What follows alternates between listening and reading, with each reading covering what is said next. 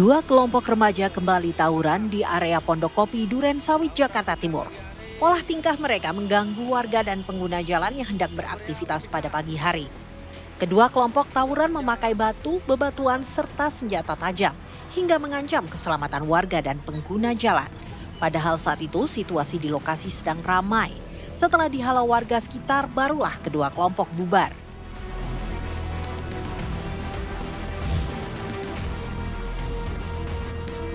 Perampokan toko emas di Tapak Tuan, Aceh Selatan diduga melibatkan oknum polisi. Perampokan di Desa Pasar dilakukan menggunakan senjata api laras panjang.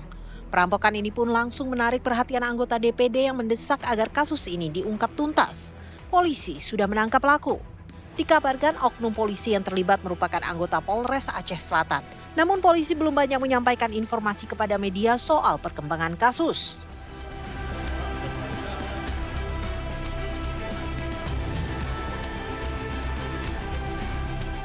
Seorang pria tewas bersimbah darah usai ditusuk rekannya menggunakan pisau di Cibangkong, Batu Nunggal, Kota Bandung, Jawa Barat. Saat ditemukan warga, korban sudah tidak bernyawa sedangkan pelaku masih berada di lokasi kejadian. Warga pun langsung menangkapnya.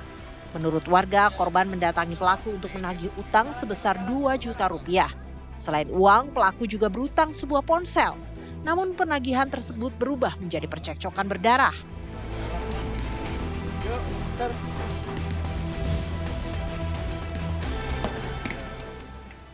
Penyelidikan terhadap kasus pemerkosaan terhadap seorang remaja perempuan di Sampang, Jawa Timur melibatkan sebuah grup percakapan WhatsApp. Sejumlah pelaku ruda paksa merupakan anggota di grup bernama Teh Gembul. Namun begitu salah satu pelaku yang juga merupakan admin grup ditangkap, anggota lain grup WA tersebut langsung membubarkan diri. Jejak percakapan di grup itu pun hilang. Polisi saat ini mendalami tujuan pembentukan grup WA tersebut yang dibuat pelaku sesaat setelah pelaku pertama kali melakukan tindakan pelecehan seksual. Hingga kini polisi menangkap 13 orang dari 27 pelaku pemerkosaan. Sisanya ditetapkan sebagai buronan.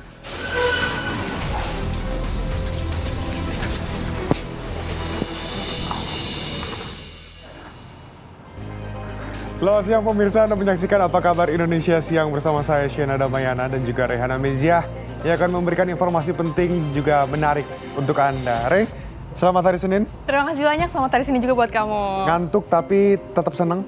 Kenapa ngantuk sih emang? Kemarin baru begadang, nonton Spanyol juara itu cukup menyenangkan ternyata ya. Wah, tentunya juga jadi kabar baik untuk kita semua ya. Nonton juga Reh? Enggak dong. Oh enggak. Aku tidur kemarin. Skornya berapa? 1-0, bener gak sih? Yang ngegolin siapa? Nah. Oke, kita akan cari tahu bersama siapa yang ngegolin kemarin. Tapi kita ke informasi yang pertama terlebih dahulu pemirsa. Hendak menghalangi pelarian 2 pelaku curanmor, seorang kurir menjadi korban tembak hingga terluka di bagian paha. Pelaku gagal melakukan aksinya di sebuah rumah kos di kawasan Palmeriam, Matraman, Jakarta Timur setelah dipergoki penjaga kos.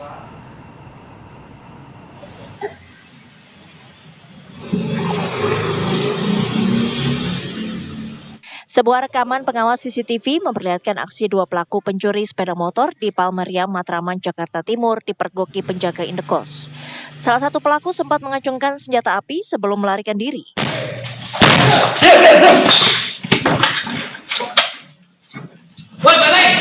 Penjaga indekos kemudian meneriaki pelaku hingga memancing warga yang langsung mengejar pelaku.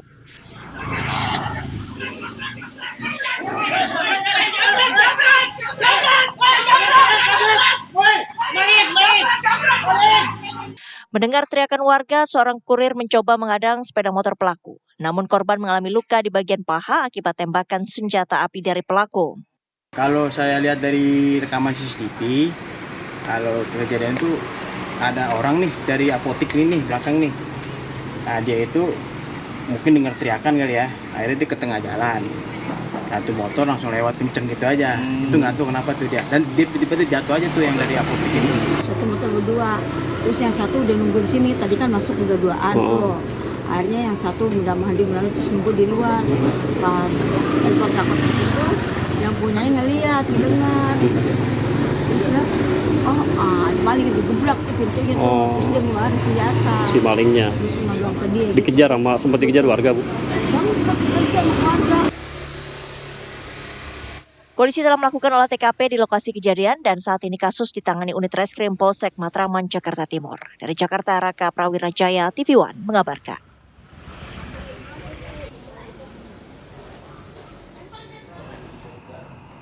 Didatangi pria yang baru dikenali lewat sosial media dan dijanjikan pernikahan, pemirsa, seorang wanita di Garut, Jawa Barat menjadi korban penipuan. Korban kena tipu iming-iming pelaku yang berniat merenovasi rumah orang tua. Namun nyatanya malah berhutang kepada toko bangunan.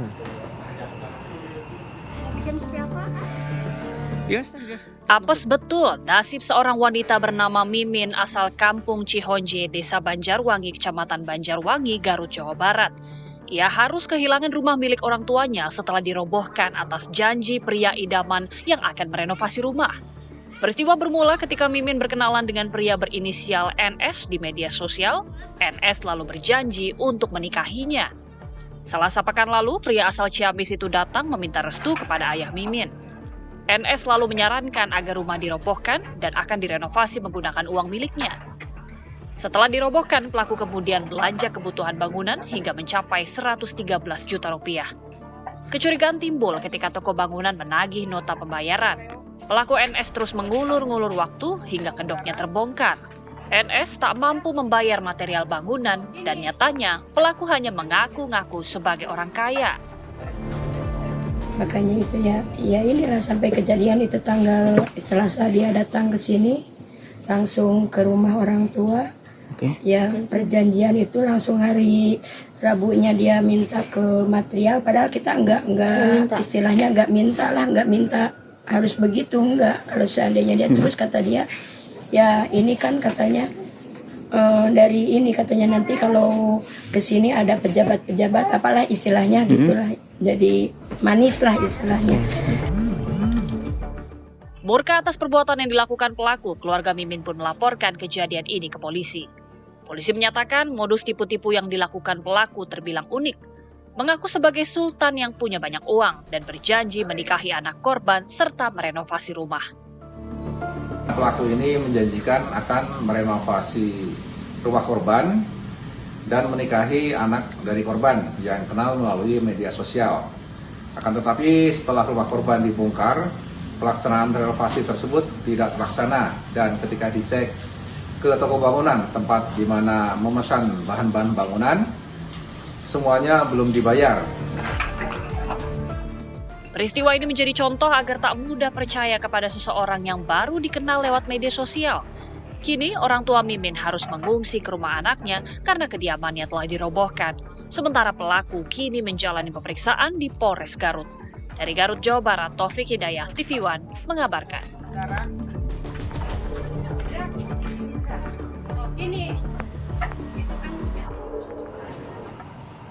Kita beralih ke kabar lainnya perihal dengan narkoba, pemirsa, di mana Satuan Reserse Narkoba Polresta Jakarta Barat menggerebek rumah yang dijadikan gudang pemasok ataupun penyimpanan bahan baku narkotika jenis tablet karisoprodol di kawasan Ujung Menteng, Cakung, Jakarta Timur.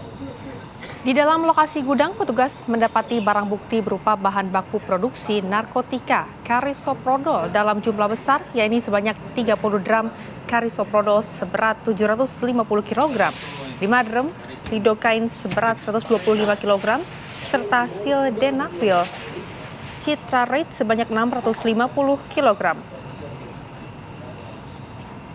Tidak hanya barang bukti, polisi juga menangkap 2 orang pelaku berinisial MH dan VW yang diduga sebagai pemasok bahan baku narkotika karisoprodol. Polisi mengatakan penggerebekan gudang ini merupakan hasil pengembangan petugas yang telah mengungkap kasus laboratorium gelap Celansitine Laboratori di kawasan Mijen, Semarang, Jawa Tengah beberapa hari lalu. Dari pemeriksaan sementara, kedua pelaku bahkan bahan baku produksi narkotika jenis karisoprodol tersebut diperolehnya dari sejumlah 1 negara di kawasan Asia.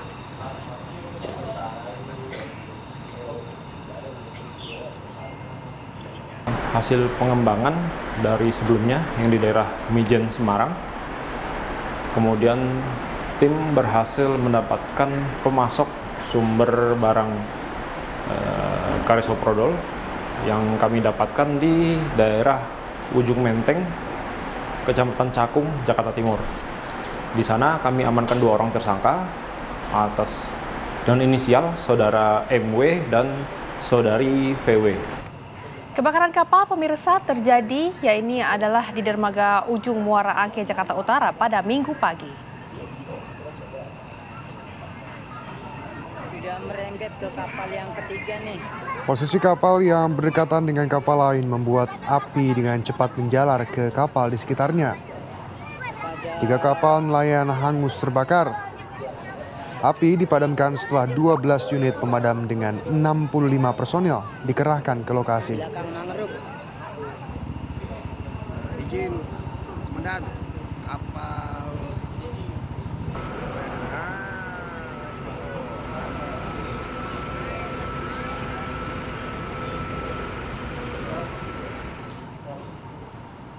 Pemirsa, hari kelima pencarian korban kecelakaan KM Nurul Salsa yang tenggelam di perairan Selayar, warga menemukan pelampung dan gabus yang diduga kuat milik penumpang KM Nurul Salsa di Pulau Kosong, Desa Sabalana, Kabupaten Pangkep. Adapun pemirsa, saat ini 18 orang masih dalam pencarian. Temukan baju pelampung KM Nurul Salsa. Hari kelima operasi SAR kecelakaan kapal motor Nurul Salsa yang tenggelam di perairan Polasi, Kabupaten Selayar kembali menemukan hasil.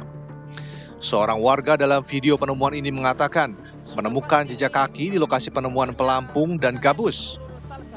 Kuat dugaan, jejak kaki ini milik penumpang KM Nurul Salsa yang tenggelam di perairan Polasi, Kabupaten Selayar. Bukan hanya itu, di bagian pulau tak berpenghuni di Desa Sabalana juga ditemukan pelampung dengan ciri khusus yang bertuliskan KM Nurul Salsa. Sebelumnya, 2 orang korban juga telah ditemukan dalam keadaan selamat oleh nelayan KM Bari Baria 05 yang kebetulan sedang melintas. Ada Pak Sekdes.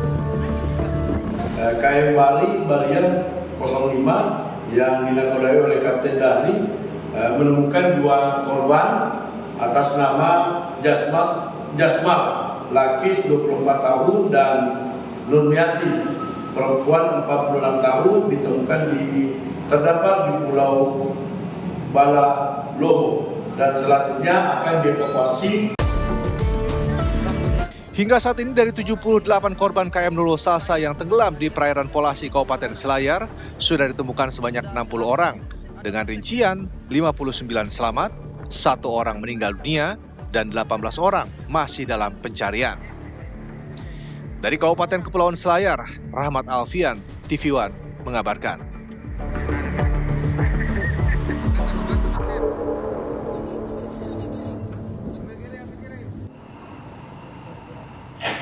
Pemirsa, kini kita bergabung dengan Rahmat Alfian yang ikut bersama tim SAR mencari para korban tenggelam KM Nurul Salsa. Alfian, bagaimana perkembangan pencarian saat ini dan kesulitan apa yang membuat tim SAR kesulitan untuk menemukan 18 korban? Silakan. Baik, terima kasih.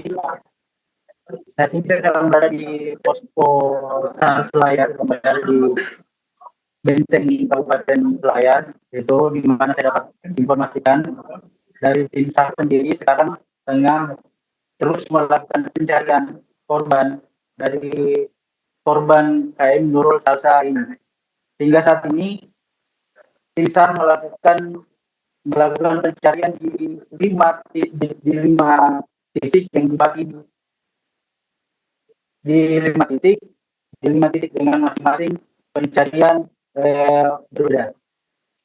Untuk saat ini tim SAR juga melakukan pencarian di sekitar Pulau Sabalana yang baru saja ditemukan pelampung. Hingga saat ini juga SAR sudah melakukan koordinasi dengan warga sekitar pulau untuk memaksimalkan pencarian di sekitar Pulau Sabalana.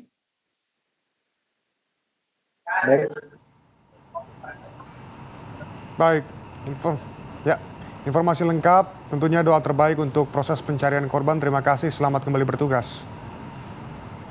Pemirsa, selanjutnya kami akan ajak Anda ke Pengadilan Negeri Jakarta Selatan. Ada putusan sidang pra-peradilan yang diajukan Roy Suryo. Selengkapnya usai jeda, tetaplah bersama kami.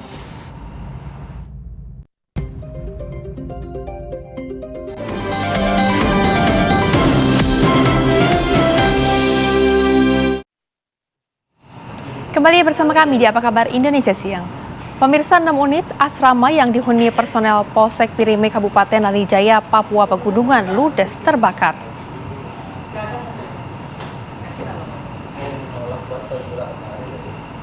Kebakaran terjadi sekitar pukul 6 sore waktu Indonesia Timur di Kompleks Asrama Personil Polsek Pirime Kabupaten Lanijaya. 6 rumah dinas berbahan kayu yang ditempati personil Polri hangus dilalap si jago merah. Seluruh penghuni berhasil menyelamatkan diri sehingga tidak ada korban jiwa dalam insiden tersebut. Hingga saat ini penyebab kebakaran masih dalam penyelidikan. Polda Papua masih menunggu hasil olah tempat kejadian perkara dan pemeriksaan saksi untuk memastikan penyebab pasti insiden tersebut.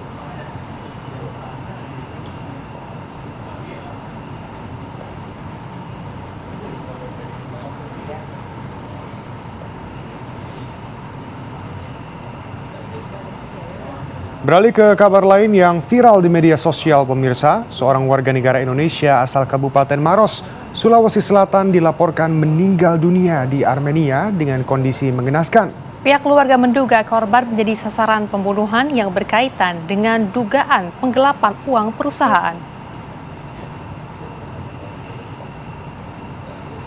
Media sosial, postingan dari akun Gloria Elsa Hutasoid yang menyebut seorang warga negara Indonesia berinisial FAT ditemukan meninggal dunia di mes hotel tempat tinggalnya di Armenia dengan kondisi mulut terlakban serta tangan dan kaki terlilit lakban. Korban kemudian diketahui bernama Valen Alexi Tamboto, warga Kabupaten Maros, Sulawesi Selatan. Informasi tersebut pun dibenarkan oleh pihak keluarga yang mengatakan Valen meninggal dunia pada 15 Juli 2026 dan saat ini jenazahnya masih berada di Armenia sambil menunggu proses pemulangan ke Indonesia. Adik korban Arnold Tamboto mengaku masih sempat berkomunikasi dengan sang kakak.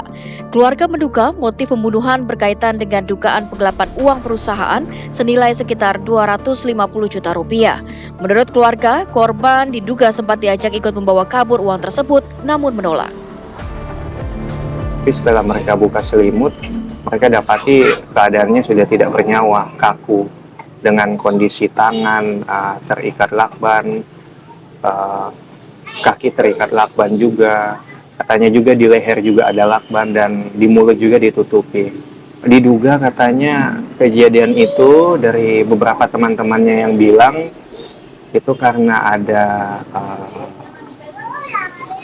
seperti kakak saya diajak, jadi ada aksi penggelapan dana perusahaan yang melibatkan beberapa orang di perusahaan.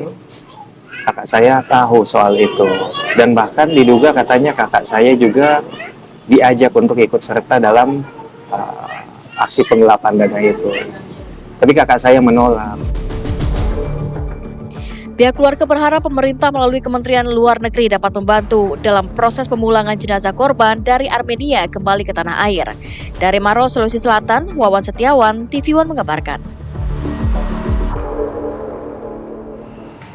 Pemirsa, kini kita bergabung dengan rekan Hafsyah Syafira di Pengadilan Negeri Jakarta Selatan.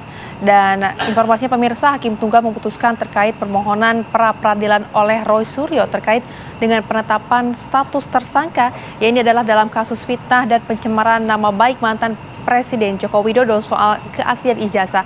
Hafsah, lantas bagaimana putusan oleh Hakim Pengadilan Negeri Jakarta Selatan? Silakan. Ya, Rehana dan juga pemirsa, baru saja Hakim menolak pra-peradilan yang diajukan oleh Roy Suryo, di mana ini merupakan pra-peradilan kedua. Adapun memang alasan tadi Hakim menjelaskan kenapa kemudian menolak pra-peradilan ini, yakni adalah permohonan diajukan terlambat atau ini merupakan timing yang tidak tepat, dikarenakan Hakim menilai Roy Suryo ini telah ditetapkan sebagai tersangka sejak 7 November 2025, namun tidak langsung mengajukan pra-peradilan itu yang dipertanyakan, dan bahkan tadi Hakim mengatakan bahwa ini adanya pengabaian terhadap hak tersangka. Selain daripada itu juga alasan hakim lainnya tidak menerima begitu pra peradilan yang diajukan adalah penetapan tersangka ini tidak boleh diuji secara parsial, di mana seperti yang kita ketahui bahwa sebelumnya Roy Suryo telah mengajukan pra peradilan pertama, kemudian sebagian dari permohonan ini sudah disetujui oleh hakim dan ini merupakan pra peradilan kedua dan fokus kepada status tersangka Roy Suryo yang terjerat pasal UU 32 ITE. Ini yang tadi dimaksud oleh hakim adalah pra peradilan harus dilakukan secara menyeluruh, tidak boleh dibagi-bagi terkhusus oleh pasal-pasal yang menjerat bagi para tersangka. Selain daripada itu juga tadi hakim mengatakan bahwa alasan dari penolakan pra peradilan ini perkara pokok ini sudah dilimpahkan ke pengadilan, di mana menurut hakim kondisi ini membuat forum pemeriksaan pokok perkara menjadi forum yang lebih tepat untuk menguji seluruh alat bukti dan dakwaan. Selain daripada itu juga tadi hakim mengatakan bahwa pemohon ini dianggap sebagai penyalahgunaan prosedur pra peradilan. Artinya tadi setelah selesai sekitar pukul 13:20 waktu Indonesia Barat, Roy Suryo kemudian juga kuasa hukum dan juga pendukungnya tentu merasa kecewa atas keputusan hakim, di mana memang pra peradilan kedua khususnya ini diajukan ke PN Jakarta Selatan dikarenakan Roy Suryo merasa bahwa status tersangkanya yang mana dijerat dengan UU 32 ITE ini tidak sesuai dengan apa yang terjadi, di mana Roy mengatakan bahwa dalam UU 32 di mana seharusnya dirinya ini melakukan kesalahan begitu, namun yang Roy Suryo lakukan hanyalah menganalisis suatu dokumen yang sudah ada di media sosial. Artinya tidak ada yang namanya hacker ataupun tidak ada pemaksaan terhadap masuk ke dalam suatu akun. Itu yang kemudian menjadi poin kenapa Roy Suryo mengadakan atau mengajukan pra peradilan kedua di PN Jakarta Selatan. Dan tadi kita sudah mendengar kemudian jawaban dari hakim yang menolak pra peradilan ini, dan tentunya untuk selanjutnya proses hukum akan terus dilakukan dan kita nantinya akan mendengar juga bagaimana kemudian yang disampaikan oleh pihak Roy Suryo dan juga kuasa hukumnya terhadap penolakan yang dilakukan oleh hakim di PN Jaksel ini. Demikian Rehana. Terima kasih, selamat kembali bertugas.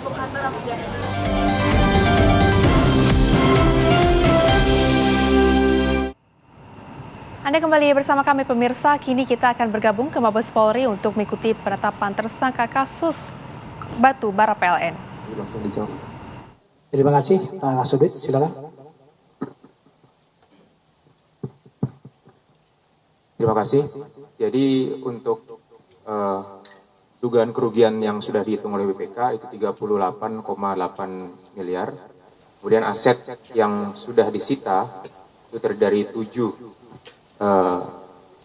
aset atau harta kekayaan berupa tanah dan bangunan senilai kurang lebih 14 miliar. Kalau ditanya bagaimana sisanya, itu nanti pada saat di persidangan hakim akan memutus baik dari denda maupun dari aset-aset yang masih dimiliki untuk dapat dilakukan penyitaan dan perampasan guna menutupi kekurangan dari kerugian yang ada. Kalaupun tidak ada, maka akan ditambah dengan hukuman pidana, demikian. Untuk tadi pasal yang ditanyakan, itu pasal 2 dan pasal 3 Undang-Undang Tipikor terkait dengan adanya penyalahgunaan wewenang maupun pelanggaran hukum sehingga menyebabkan adanya kerugian negara. Demikian. Yang udah dipidana ditambah berarti hukumannya, Pak? Mana? Kan tadi ada 3 tersangka, 1 terpidana yang jadi tersangka juga. Betul. Yang terpidana itu ditambah lagi berarti hukumannya? Betul, karena perkaranya tidak terkait dengan perkara tipikor, itu perkara masalah penipuan yang bersangkutan dan itu disidik juga oleh Barreskrim di tahun 2022. Cukup? Ada lagi teman-teman media? Oke, sebutkan namanya ya dengan medianya. Yang keras.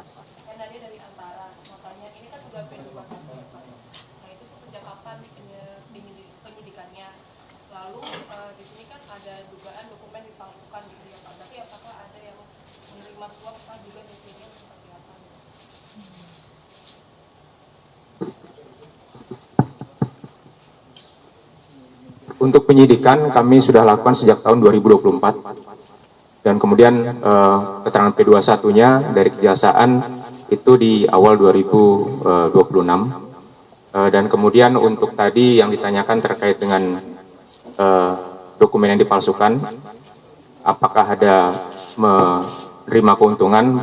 Betul, dari hasil penyidikan bahwa ada sebagian uang yang diterima oleh PT BAS ini kemudian digunakan untuk kepentingan pribadi, sehingga yang penyidik lakukan adalah melakukan penyitaan terhadap aset yang diduga dibeli dengan uang yang tadi didapatkan dari hasil korupsi.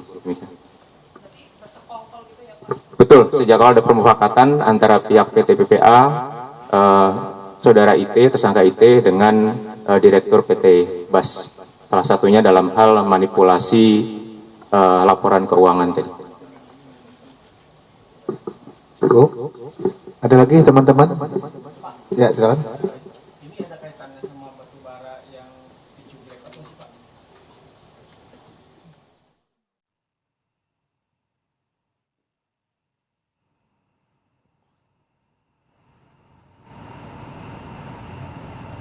Pemirsa, kita ke kabar lainnya di mana antrian panjang kendaraan bermesin diesel kembali mengular di sepanjang ruas jalan menuju SPBU Jalan Soekarno-Hatta, Balikpapan, Kalimantan Timur.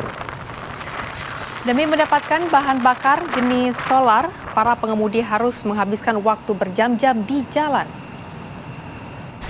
Deretan truk dan berbagai jenis kendaraan bermesin diesel terlihat mengantri panjang, diperkirakan mencapai lebih dari 2 km. Meski pihak SPBU sudah beroperasi 24 jam sebagai upaya mengurai kepadatan, namun penumpukan kendaraan tetap tidak terhindarkan pada waktu-waktu tertentu.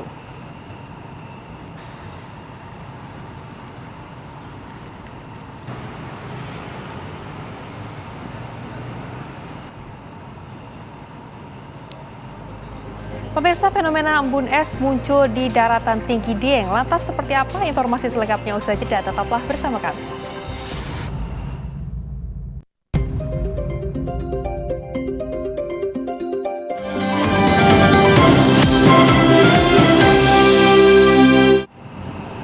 Kembali bersama kami di Apa Kabar Indonesia Siang. Pemirsa, fenomena embun es yang muncul di dataran tinggi Dieng memang menjadi daya tarik bagi wisatawan. Namun di balik keindahannya, fenomena ini justru membawa petaka bagi para petani kentang. Suhu ekstrim membuat tanaman mengering dan mati, sehingga puluhan hektar lahan terancam gagal panen. Fenomena embun es atau embun beku yang menyelimuti dataran tinggi Dieng, Banjarnegara, Jawa Tengah memang meningkatkan jumlah kunjungan wisatawan yang ingin menyaksikan keindahan alam langka ini. Namun di sisi lain, kondisi tersebut menjadi ancaman serius bagi para petani kentang.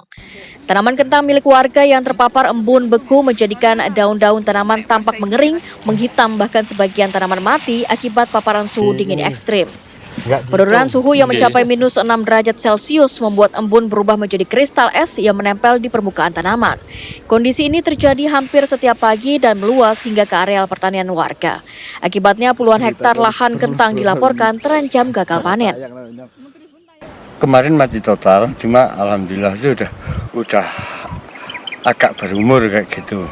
Sebenarnya untuk logikanya itu 110 hari. Logika sampai panen ini karena alam 80 hari itu kena lagi kayak gitu.